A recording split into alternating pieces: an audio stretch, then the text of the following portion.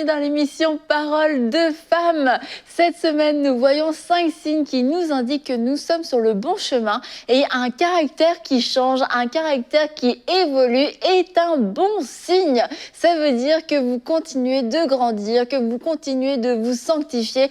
Alors j'ai envie de vous dire aujourd'hui félicitations, bravo, parce que vous êtes dans la bonne direction et nous allons de gloire en gloire, de progrès en progrès. Et ça, c'est vraiment un des points importants pour savoir si on est toujours en train de grandir, c'est de regarder tout simplement son caractère. Est-ce qu'on voit des différences dans notre caractère, dans nos façons de réagir avec des personnes quand il y a des occasions de conflit? Est-ce qu'on saute encore dans le conflit? Est-ce que nous-mêmes, on initie le conflit? Voir comment on a pu évoluer peut-être au cours de la dernière année. Posez-vous la question, est-ce que mon caractère a évolué?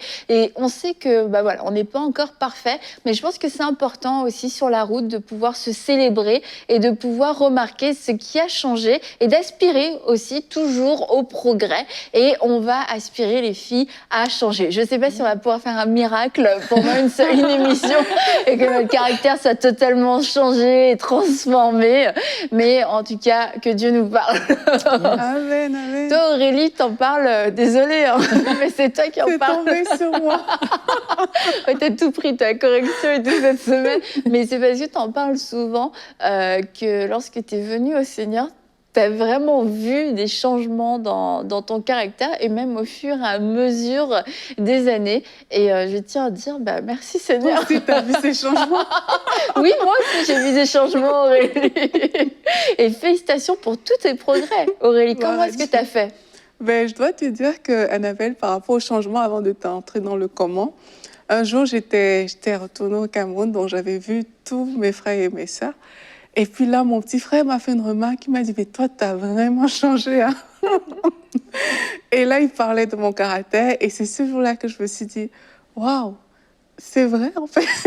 Parce que moi, je ne le réalisais pas forcément. Mais il se trouve qu'entre-temps, j'avais donné ma vie au Seigneur. Entre-temps, j'avais choisi aussi de travailler des choses qui n'allaient pas très fort. Et moi, je sais, même tous ceux qui m'ont connue quand j'ai donné ma vie au Seigneur peuvent vraiment l'attester, je le pense. C'est qu'il y a Envoyez vos témoignages.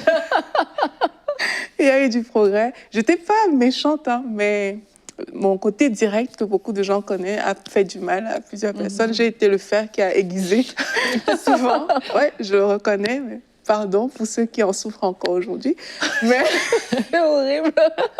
Mais le Seigneur a travaillé. Tu me demandais comment, Annabelle, mais tout simplement, dans mon cas, comme j'ai dit, il y a des choses que j'ai dû apprendre vraiment à mettre en place. Et aussi des choses que j'ai vues que dans ma relation avec Dieu, elles ont tout simplement...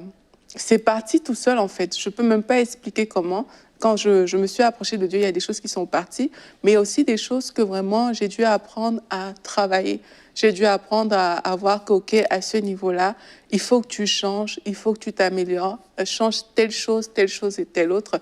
Et c'est aussi comme ça que, il y a des fruits qui sont perceptibles par les uns et par les autres. Et je rends gloire à Dieu pour ça. Merci Aurélie. Et je voudrais vous lire notre verset de la semaine dans 1 Pierre 2:1. Débarrassez-vous donc de toute méchanceté et toute ruse, de l'hypocrisie, l'envie et toute médisance. Et ça, c'est vraiment des choses qui peuvent toucher notre caractère. Comment, et comme des enfants nouveau-nés, désirez le lait pur de la parole. Ainsi, grâce à lui, vous grandirez aussi dans votre caractère, si du moins vous avez goûter que le Seigneur est bon. Il y a des choses, c'est certain, qui font partie de notre caractère et qui n'ont plus de place dans notre vie en tant qu'enfant de Dieu, en tant que personne née de nouveau. Et on n'a pas d'autre choix que de s'en débarrasser, comme la Bible nous le dit, juste il faut s'en débarrasser. Et là, on parle d'hypocrisie, on parle de médisance. Il y a différents moyens de pouvoir s'en débarrasser, mais il y a déjà un choix en fait à faire, de se dire il y a des choses qui n'ont vraiment pas de place parce que ça n'honore pas Dieu, en fait. Oui, et c'est vrai. Puis justement, moi, quand tu parles d'honorer Dieu, je pense de suite à la crainte de l'Éternel, parce que c'est vrai que la crainte de l'Éternel, c'est quoi? C'est le commencement de la sagesse. Et puis, c'est vrai que on aime Dieu, on veut lui plaire, on veut l'honorer, on veut le respecter. Et pour ça, ça va nous demander d'avoir un caractère qu'il aime, un caractère qui lui va lui plaire. Et c'est pour ça que c'est important de pouvoir demander à Dieu, Seigneur, donne-moi cette crainte de l'Éternel, vraiment pour que je puisse agir selon ton cœur. Ouais. Ok. Ouais, c'est ça. Quand tu t'arrêtes, on s'y attend pas. Il n'y a pas de virgule, c'est point.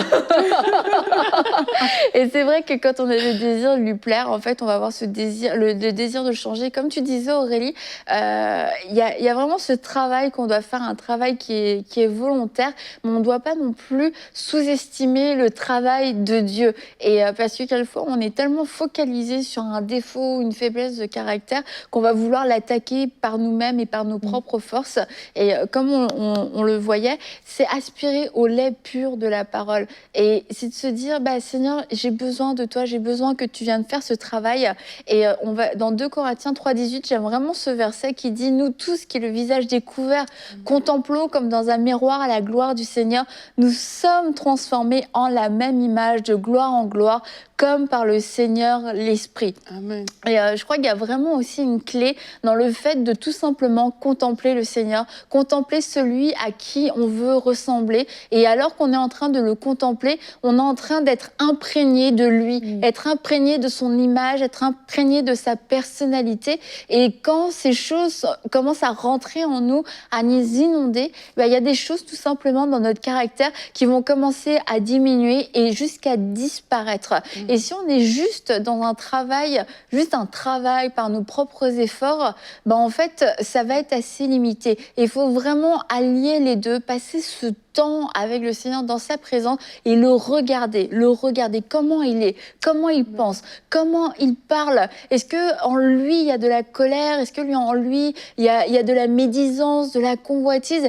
Et puis, à force de le regarder, forcément, on va commencer à nous-mêmes lui ressembler. Et c'est vraiment ce passage, nous sommes transformés en la même image. C'est que ça a l'air très passif comme attitude, mais en fait, on est en train de le regarder lui, et quand on le regarde lui, il y a un travail qui se fait, on est transformé de gloire en gloire. En fait, il déteint sur nous parce ça. qu'on est focus sur lui. Et il ne faut pas oublier vraiment que la Bible nous parle de communion. Hein. Qui dit communion, ça veut dire que vraiment le Seigneur et nous, on s'unit en fait. Et quand tu t'unis à Dieu, qu'est-ce qui se passe? C'est que sa perfection s'installe en toi, même si tu ne le vois pas. Sa perfection s'installe en toi et c'est avec elle que tu grandis. C'est comme ça que les choses quittent de nos vies. On ne se rend même pas compte, en fait. Comme je vous disais tantôt, il y a des choses que je n'ai même pas vues quand c'est parti. J'ai constaté que ça ne faisait plus partie de ma vie, tout simplement parce que j'avais grandi dans ma relation avec le Seigneur. Et c'est tellement important de se placer devant Dieu, comme tu as dit, Annabelle, pas pour prouver à Dieu qu'on peut faire des choses, bien penser que par nos propres forces, on arrivera à changer ce caractère, parce qu'il y a des personnes, quand tu fais peut-être une remarque qui a trop caractère, la personne te dit « oui, je sais ». Mais je vais y travailler. Mais dans son « je vais y travailler », c'est comme je vais vraiment le faire, mais avec mes efforts, quoi. Mais il faut vraiment donner la place de Dieu à Dieu pour qu'il vienne vraiment s'imprégner, s'installer à l'intérieur de nous, comme tu as dit. Et même, ça va plus loin, parce qu'il y a des personnes même que Dieu va te recommander aussi, parce que pour certains cas, comme j'ai dit, ça peut être un processus. Il y a des choses qui peuvent partir d'un coup, mais il y a des choses qu'il va falloir travailler. Mais c'est aussi avec Dieu, dans des temps de communion, que Dieu va t'ouvrir des perspectives. Tu vas même commencer à voir des choses que tu ne vois pas. Une personne va parler, peut-être là, tu vas parler, et puis là, la façon dont tu vas parler va peut-être m'interpeller. Tu vas te dire, ah, mais elle est d'une douceur particulière. Des choses que tu ne voyais pas du tout avant vont commencer comme ça à être plus claires à tes yeux parce que tu as connecté à Dieu, parce que dans sa présence, il t'a transformé, il a ouvert tes yeux pour que tu vois des choses. Et ça aussi, c'est tellement important qu'on veut changer de caractère. Ouais, puis je pense aussi que changer son caractère, être prêt vraiment à être transformé, c'est comme ça aussi qu'on va pouvoir accomplir la volonté de Dieu pour notre vie. Je pense, peut-être que des fois dans notre vie, on peut avoir tous les talents, on peut avoir l'onction, puis et je pense à Saül même, il avait été oint, il avait le talent, mais malheureusement, par son caractère, son cœur, il n'a pas pu accomplir le plan pour sa vie. Puis des fois, ne sous-estimons pas notre transformation dans le caractère, parce que ça fait partie de l'appel. Dieu veut l'utiliser pour notre appel, pour notre vie. Donc c'est vraiment important de veiller à être constamment en train de se remettre en question, puis d'être corrigé. Elle a parlé de Saül, mais l'un des cas que je trouve les plus terribles dans la Bible, c'est le cas de Moïse, en fait, qui, par la colère, en fait, il se retrouve à ne pas faire ce que Dieu lui a demandé de faire. Et puis, c'est là où le Seigneur lui dit que tu vas regarder le pays de loin. Moi, quand je vois ça, ça me fait tellement mal. Je me dis, mais il a fait tout le chemin. Il était là tout le temps, mais juste une question de caractère. Tu vois comment ça l'a détourné du pays promis. Et moi, quand je vois ces choses-là, je me dis, Seigneur, c'est vrai, on parle de caractère, c'est pas facile de changer, mais que l'Esprit de Dieu vraiment nous rende conscients à quel point c'est important. Pas juste dire, je suis comme je suis, il faut m'accepter tel quel, que le Saint-Esprit vraiment nous rende conscients. Et dans le cas du ministère, peut-être que la première fois où on va vous inviter, ce ne sera pas à cause de votre bon caractère, à cause de votre intégrité, loyauté, sympathie, tout ce que vous voulez, votre joie. Mais peut-être que si vous n'avez pas le caractère, ce sera la raison pour laquelle vous ne serez pas réinvité. Et dans un travail, on peut être la personne très talentueuse, qui a beaucoup de dons, celle à qui on va confier des projets, mais celle avec qui on ne voudra pas connecter, celle qui on ne voudra pas inviter, celle avec qui on ne voudra pas manger. Et le fait de travailler, d'accepter que le Seigneur travaille notre caractère ne va pas diminuer le don, ne va pas diminuer le talent. Au contraire, ça va lui donner une plateforme qui va être saine pour pouvoir se manifester. À la fois pour nous, c'est rassurant pour nous parce qu'on sait que le don ne va pas nous dominer, et on sait aussi que le don ne sera pas une excuse pour avoir vraiment quelquefois des attitudes irrespectueuses, parce qu'on estime qu'avec le don, je peux tout me permettre. Et comme je l'ai dit, peut-être que le don va vous ouvrir une porte, mais votre caractère vous permettra de garder la porte ouverte. Et franchement, c'est vrai, on en rigole, mais ça peut être une forme de souffrance. Et puis même quelquefois, au quotidien, il y a différents petits grands défauts dans notre personnalité qui peuvent se manifester. Et nous avons reçu une question de Cindy dans Vous connaissez maintenant, #Allo les filles, dois-je vous rappeler ce que vous devez faire, ce que je vous invite à faire? Est-ce que je dois vous rappeler que vous pouvez envoyer votre vidéo, votre question en vidéo à allolesfilles@emcitv.com? Dois-je le faire? Je ne suis pas sûre, je pense que vous le savez maintenant. En tout cas, Cindy demande: comment puis-je arrêter de bouder dès que je suis contrariée? Oui, c'est une bonne question, parce que c'est vrai que je pense que ça nous arrive à tous d'avoir, des fois d'être contrariés. On a tous des émotions, mais voilà, ce qui est important, c'est pas tant les émotions, c'est normal, mais c'est comment on va réagir en fait avec ces émotions. Qu'est-ce qui va en sortir? Moi, je sais personnellement que lorsque ça va moins bien, lorsque je suis un petit peu contrariée, je vais essayer de faire une activité juste pour me changer les idées. Puis on dirait que ça va m'aider après à relativiser sur la chose qui m'énervait un petit peu ou qui me contrariait. Mais sinon, c'est vrai que la première question que tu peux te poser lorsque tu es contrarié et que tu boudes, c'est en fait, qu'est-ce que ça va donner de bouder en fait? Qu'est-ce que ça va donner de ne pas être contente? Et finalement, tu vas réaliser que à l'intérieur de toi, tu ne vas pas être bien, tu vas comme ruminer, puis tu vas peut-être avoir des pensées négatives, ça va peut-être même t'amener à critiquer des personnes qui t'ont un petit peu contrarié. Puis aussi, tu vas réaliser que si tu es avec du monde, peut-être que ça va aussi être néfaste à l'ambiance, en fait. Tu vas peut-être amener ta mauvaise humeur, donc du coup, ça va pas, finalement, ça va se répandre sur tout le monde. Donc vraiment, c'est la première question que tu peux te dire. Il va pas forcément avoir un fruit positif qui va en ressortir, et pour moi et pour les autres, si je boude lorsque je suis contrariée. Ensuite, la Bible nous dit, il y a un verset dans Galates 5, 22 qui parle du fruit de l'esprit. Et ça, en fait, c'est ce qui va vraiment aider lorsqu'on va moins bien. Donc, je vais le lire. Ça dit, mais le fruit de l'esprit, c'est l'amour, la joie, la paix, la patience, la bonté, la bienveillance, la foi, la douceur, la maîtrise de soi. Donc c'est beau de voir que Dieu nous a vraiment munis pour pouvoir réagir face à des situations qui sont parfois plus dures, et en nous donnant le fruit de l'esprit. Mais voilà, après c'est sûr que c'est quelque chose qui est en toi, mais ça va être à toi de le développer, de le faire grandir pour pouvoir, une fois que tu vas être contrarié, utiliser ces armes pour finalement passer au-dessus de ce qui te bouleverse. Et finalement, tu vas réaliser que c'est sûr que ça va prendre du temps. Ça ne veut pas dire que du jour au lendemain, tu vas réciter le verset. C'est bon. Des fois, c'est sûr qu'il faut l'assimiler, il faut que ça grandisse en toi. Puis des fois, ça prend du temps, mais c'est pas grave. C'est un pas à la fois. Puis vraiment, juste être conscient de ça, que Dieu a mis ça en toi, et tu vas voir qu'en en utilisant ça, ça va vraiment changer toute ta perspective et interne et extérieure.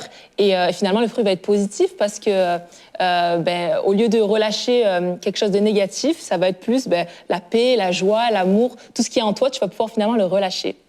Et pour finir, écoute, si vraiment ça va pas bien, puis que tu es contrarié, puis tu boudes, ce que je peux vraiment t'encourager aussi à faire, c'est juste le remettre entre les mains de Dieu et prier. Lui, il va pouvoir vraiment t'écouter, tu peux vraiment lui remettre ce qui ne va pas. Puis déjà, juste le fait de l'extérioriser, ça va t'aider à relativiser aussi, et puis d'avancer. Et puis excusez-moi, et juste pour finir, et non, c'est ça, puis juste de prier, puis de te demander à Dieu finalement de t'aider à développer aussi donc tout ce fruit de l'esprit que je viens de citer. Et bouder, j'aimerais ajouter, parce que j'ai déjà boudé, je sais, c'est difficile à croire. Mais il y a vraiment une différence entre bouder et prendre un temps à part pour se recentrer, pour avoir un meilleur regard sur la situation. Comme toi, Laure, tu l'as dit, cet excellent conseil qui, toi, te fait du bien, c'est de faire autre chose pour prendre de la hauteur. Et quelquefois, on dit, c'est ça que je fais, mais en fait, non, on est en train de bouder et on est en train d'imposer une ambiance, on est en train d'imposer une attitude et un silence qui est là au final pour transmettre un message silencieux et pour punir aussi. C'est comme une sorte de façon de s'exprimer dans non, écoute, tu m'as contrarié, moi je parle plus. Et c'est assez bébé au final de faire ça. Oui, Aurélie. Et donc, il y a certaines personnes, vous avez juste besoin, oui, en effet, de prendre un temps à part parce que ça va pas être super, là, tout de suite, de discuter de la contrariété, mais il y a vraiment une différence entre prendre ce temps à part pour réfléchir avec l'intention de revenir vers l'autre ou vers les autres personnes, soit avec une meilleure attitude ou en tout cas avec une disposition pour discuter, s'il y a vraiment lieu de discuter. Quelquefois, c'est vraiment des trucs tout bêtes et s'il y a juste à nous de régler ça. Et entre bouder, rester et faire comprendre à tout le monde, moi j'ai un problème, vous m'avez contrarié, c'est de votre faute si je suis comme ça. Il y a vraiment une différence entre les deux attitudes. Oui, c'est tellement bon aussi que Laure t'ait parlé du fruit de l'esprit. Parce que sincèrement, moi je pense que tout chrétien doit méditer souvent sur le fruit de l'esprit si la personne veut changer son caractère. Parce que c'est là-dedans, il y a tout en fait. Il y a vraiment tout. C'est ça qui va te permettre de grandir et c'est ça qui va te permettre de te développer. Et tu as dit quelque chose que j'ai trouvé très, très bien. C'est qu'on a déjà ça à l'intérieur de nous. Et là, je veux m'adresser à toutes les personnes défaitistes. Il y a des personnes qui ont essayé de progresser, qui ont vraiment vu qu'à différents niveaux, leur caractère n'était pas au point. Et ces personnes-là ont médité le fruit de l'esprit, ils ont essayé, mais oups, hélas, on en retombe toujours là où on était peut-être. Mais il ne faut pas croire que c'est comme ça que ça fonctionne en fait. Cette chose est déjà en toi. Cette chose que tu es en train de travailler, elle est là. Ça va prendre le temps que ça va prendre, mais tant que tu continues à travailler ce fruit de l'esprit, ça se manifestera en fait. Et là, tu seras en fait plus consciente même dans tes échanges parce que tu es en train de méditer sur le fruit de l'esprit que, ben voilà, moi je le sens, hein. Comme je vous ai dit au début, j'ai travaillé des choses. Il y a des choses que je ne voyais même pas. Donc, il fallait vraiment qu'on me le dise, quoi. Mais parce que tu commences à travailler, tu commences à le voir. Et juste voir, c'est un progrès, mais énorme. Il y a des gens qui ne le réalisent pas. Mais le fait déjà que tu vois même les manquements que tu peux avoir dans ton caractère, c'est déjà beaucoup, c'est déjà un travail que le Saint-Esprit est en train de faire. Et il ne faut pas négliger ce travail-là parce qu'on ne peut que traiter ce qu'on voit. Si on ne voit pas, on ne pourra pas traiter en fait. Donc, le fait qu'on progresse, c'est une bonne chose. Ne pas se dire, je suis encore là, je suis encore à ce stade-là, j'ai déjà tout fait pour changer, pour grandir. Ça n'a pas marché, je continue de bouder et tout. Non, peut-être un jour, tu vas tomber, mais relève-toi, va de l'avant. Et si hier, tu es tombé, mais décide que le jour prochain, tu ne le feras pas. Et chaque jour, alors que tu prends ces décisions, tu vas voir qu'un jour, tu vas juste constater, ah, en fait, je ne le fais plus. Et c'est ce qui arrive souvent, en fait. Et je voudrais aussi, parce que tu disais, je ne sais plus ce que tu disais, en tout cas, bref, peu importe. On va laisser tomber la transition. Mais vous encouragez à suivre des enseignements sur le caractère. Et si vous connaissez un peu la faille de votre caractère, si certaines choses sont ressorties de la part d'autres personnes autour de vous, eh bien, de suivre des enseignements. Et puis, on connaît, je pense, pour la plupart, Joyce Meyer. Et elle a ses émissions qui passent sur EMCI TV. Et vraiment, je vous recommande de suivre ces programmes parce que ce sont des programmes de qualité et elle-même a une expérience où elle a vu son caractère être transformé. À la fois, Dieu l'a touchée et Dieu a fait une œuvre en elle. Et elle aussi, elle a dû se repentir plus d'une fois. Elle a dû faire face à certains traits de sa personnalité qui avaient été développés parce que c'est une femme qui avait été abusée pendant toute son enfance, qui a été maltraitée. Donc, c'est sûr que ça crée des carences, ça crée des systèmes de protection et qui font que c'est pas forcément le meilleur de notre personnalité qui ressort. Mais Dieu l'a fait dans sa vie et c'est des enseignements qui sont très pratiques où aussi elle le fait avec humour et humilité et du coup c'est plus facile quelquefois de s'identifier parce qu'on va pas se sentir jugé. Elle parle de ses propres expériences, comment elle pouvait mal parler, mal réagir, ce qu'elle se disait dans sa tête, etc. Donc là tu dis bon déjà je suis pas la seule. Ok, c'est bon. Il y a de l'espoir. Il y a de l'espoir pour moi. Mais je pense que c'est vraiment important de pouvoir aussi cibler quand on sait que on a quelque chose à travailler, cibler puis demander au Saint-Esprit, dirige-moi vers des bons enseignements, des bonnes personnes. Voilà, des bonnes personnes qui même par leur vie, leur modèle, leur façon d'être vont m'enseigner. Moi, j'ai vraiment appris beaucoup au niveau du caractère en voyant des personnes qui avaient développé des choses dans leur caractère que je trouvais excellente. Et je me disais, mais c'est bizarre, moi je réagis pas comme ça dans telle et telle situation. Et tu sais, j'ai même pas dit à ces personnes, tu m'inspires, j'ai pas posté de quelque chose sur eux, etc. Juste, je les ai observés. Et j'ai observé qu'à la fois, j'ai posé des questions. Mais toi, quand il y a cette situation, ça te dérange pas? Et là, tu vois, non, pourquoi? Bon, pour rien, moi non plus, pas du tout. Mais on apprend vraiment comme ça par l'exemple et le modèle. Ouais, moi aussi, hein, j'ai appris beaucoup en observant comme ça.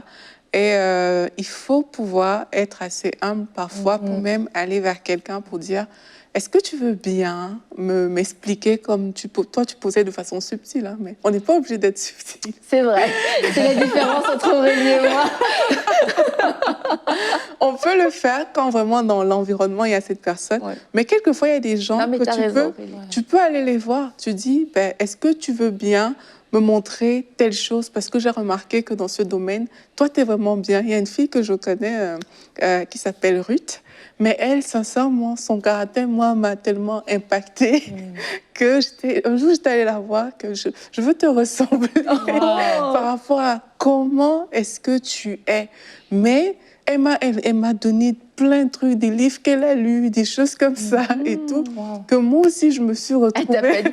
Ah, excuse, Aurélie, je suis née comme ça. Tu vois, et ça m'a beaucoup aidé. Donc, quelquefois, acceptons, surtout dans le cas aussi des personnes qui ont grandi avec des blessures. Tu as parlé de Joyce tout à l'heure. Vraiment, il y a même des personnes, hein, peut-être dans le ministère, qui peuvent t'aider au niveau de ton caractère. Va vers ces personnes-là et dis vraiment, moi, je sens que par rapport à mon caractère, il y a des choses qui ne fonctionnent pas très bien. J'ai besoin que tu m'aides. Cette personne va te donner une discipline, certaines choses, et tu pourras, de ce fait, grandir dans ta façon d'être. Et avant qu'on termine, Laure, est-ce que tu veux ajouter quelque chose? Non, mais et puis de vraiment réaliser aussi qu'au fin fond, Dieu, il attend pas de nous forcément la perfection. Il attend de nous qu'on ait un cœur qui soit prêt à changer, en fait. Et c'est vraiment faire la différence pour pas se mettre non plus une pression, puis être dans la performance, mais de vraiment être dans cet état d'esprit. Ben oui, je suis pas parfaite, mais Seigneur, je veux changer, je veux avoir un cœur vraiment disposé pour toi. Et pour terminer, je veux vous lire ce passage en 1 Corinthiens 3, 6, qui, je crois, j'espère, en tout cas, va vous encourager.